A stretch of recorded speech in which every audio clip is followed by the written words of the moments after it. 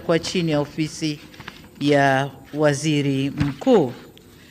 Sasa orodha kamili ya mawaziri katika wizara hizo 27 itakuwa kama ifuatavyo: Ofisi ya Rais, Management ya utumishi wa umma na utawala bora, waziri atakuwa Mheshimiwa Ridhiwani Jakaya Kikwete na naibu wake waziri ni Mheshimiwa Regina Ndege Kwarai.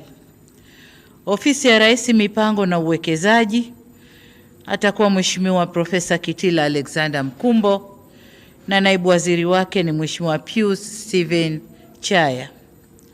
Ofisi ya Rais, Maendeleo ya Vijana atakuwa Mheshimiwa Joel Athana Nauka. Hana naibu waziri kwa sababu atakuwa chini ya ofisi ya Rais, atakuwa na wasaidizi wengi.